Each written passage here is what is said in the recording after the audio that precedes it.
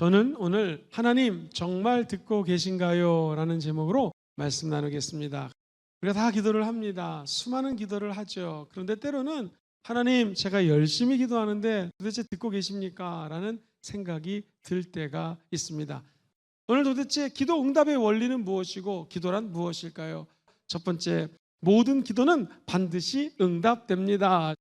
구하라 그러면 너에게 주실 것이요, 찾으라 그러면 너는 찾을 것이요, 문을 두드리라 그러면 열릴 것이다. 구하는 이마다 얻을 것이요, 찾는 이들마다 찾을 것이요, 두드리는 자들마다 문이 열릴 것이다. 이것은 우리 주님이 저와 여러분들에게 약속해 주시는 언약입니다. 이거 믿고 나가면 진짜 구하고 찾고 두드리면 그대로 기적이 일어납니다. 다만 하나님의 생각과 우리의 생각이 틀립니다. 하나님의 길은 우리는 이만큼밖에 못 보지만 하나님은 10년 뒤, 20년 뒤, 30년 뒤까지 무슨 일이 일어날지를 알고 계십니다. 저와 여러분들이 오늘 본문에 이런 말씀이 나와요. 요한일서 5장 14절, 그를 향하여 우리가 가진 바 담대함이 이것입니다. 그것은 그의 뜻대로 무엇을 구하면 어떻게 해요?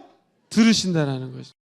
우리가 무엇이든지 구하는 바를 들으시는 줄을 안즉 우리가 그에게 구한 그것을 얻은 줄을 또한 아느니라.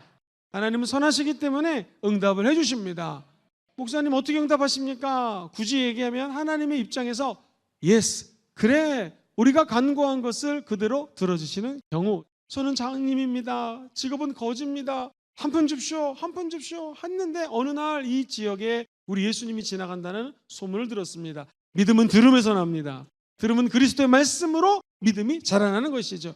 예수님이 온다는 소문을 듣자 이 사람은 눈을 보지 못하는데 믿음이 생겼습니다. 그래서 믿음대로 소리치릅니다.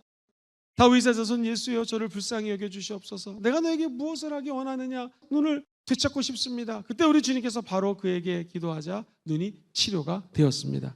이 모든 것들은 바디메오처럼 즉석에서 응답을 받을 수가 있습니다. 응답 받았을 때 바로 하나님을 찬양하십시오. 그래서 병 고침 뿐만 아니라 우리 주님은요, 예배드리다가 바로 그 자리에서 응답해 주시는 경우가 정말로 많습니다.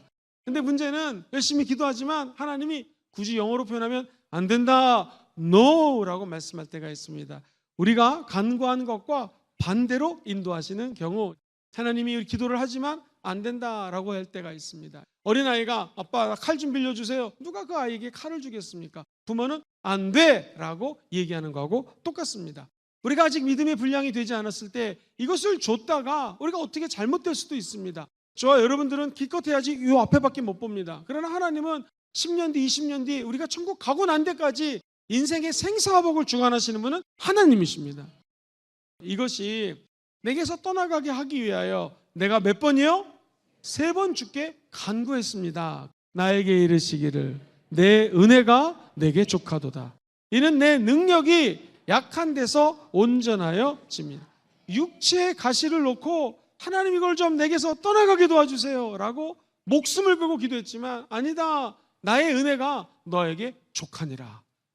그러므로 도리어 크게 기뻐함으로 나의 여러 약한 것들에 대하여 자랑하리니 이는 그리스도의 능력이 내게 머물게 하며. 사도 바울은 하나님이 나를 향한 진심을 깨닫습니다. 진리를 깨닫습니다. 그리고 진심으로 그 하나님의 음성을 즐거워합니다. 자기의 약함을 자랑합니다.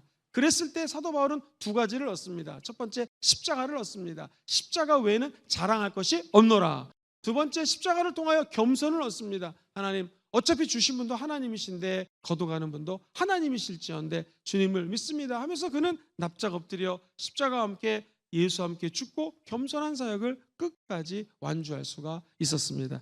Yes, no 이것까지는 괜찮은데 마지막 3번째는요, 하나님은 응답해 주십니다. 그런데 영어로 굳이 얘기하면 wait, 기다리라는 거예요. 기다리라고 하시는 말씀을 할 때 저와 여러분들은 끝까지 인내하며 기다려야 된다는 것입니다. 사랑하지 않기 때문에 기다려라 아닙니다. 한번 따라할까요? 가장 적당한 때에 주십니다. 하나님의 뜻을 이루어주기 위해서 제일 좋은 시간에 주는 것입니다. 제자들이 모여서 기도했을 때에 주님이 부활하시고 40일이 지났습니다. 우리 주님의 계획은 10일 동안 기도를 시키시고 오순절날 수많은 사람들이 오순절을 위해서 예루살렘에 입성했을 때에 성령 부어주시기로 마음을 먹었던 것이죠. 우리 예수님이 승천하는 것을 몇 명이 봤습니까? 500명이 봤습니다. 근데 그 500명 중에서 실제로 마가다락방에서 모여 기도한 사람은 몇 명이었습니까? 120명이 성령의 침례, 성령의 임재를 체험할 수 있었습니다. 380명은 도대체 어디로 갔습니까? 하나님, 너희 그날과 그 시는 아버지께 정한 것이니 너희는 예루살렘을 떠나지 말고 아버지 약속하신 선물, 즉 성령을 기다려라 했을 때에 그들이 하루 기도했습니다. 아무 응답이 없습니다. 많이 떠나갔을 것입니다. 이틀 기도했습니다. 아무 응답이 없습니다. 떠나갔을 것입니다. 점점 그 자리에서 떠나갔던 것이고 남아있는 120명에게 약속하신 선물, 성령을 부어 주신 것이죠. 주님은 말씀하시면 응답해 주십니다. 우리가 기다리며 끝까지 기도할 때 응답의 시기는 하나님께 결정이 되어 있고 주님은 그 시기를 놓치지 않고 하나님 때에 응답해 주시는 것이죠. 두 번째, 응답받는 기도에 조건이 있습니다. 성경을 읽어보면 영어 성경에 if라고 하는 조건절이 많습니다. 즉 누구든지 예수 그리스도 안에 있으면 if anyone is in Christ 되어 있거든요. 누구든지 조건절이에요. 예수 안에 있으면 새로운 피조물이다. 도대체 기도 응답의 조건은 무엇일까? 제일 중요한 거 첫 번째, 뜨거운 믿음으로 기도하십시오. 믿음이 응답입니다. 작은 겨자씨의 믿음이 산을 옮길 수 있는 능력으로 변화되는 것이죠. 마가복음 11장 24절에 보면 그러므로 내가 너에게 말하노니 무엇이든지 기도하고 구한 것은 어떻게 해요? 받은 줄로 믿어. 그리하면 너희에게 그대로 되리라. 저와 여러분들에게 필요한 것은 믿음입니다. 그러기 위해서는요, 버릴 것 버리기. 뭘 버려야 되는가? 의심을 버리셔야 됩니다. 의심. 기도의 제일 큰 장애물이 뭐냐면 의심이에요. 하나님은 나를 사랑하지 않는가 봐. 마귀가 주는 생각입니다. 말을 하면 마귀는 듣고 지금 얘가 하나님에 대한 부정적인 얘기를 하는구나. 그 부정적인 얘기를 붙잡고 믿음을 뺏어가는 거예요. 하나님의 말씀에 집중하셔야 됩니다. 민수기 23장 19절에 이런 말씀이 있습니다. 하나님은 사람이 아니십니다.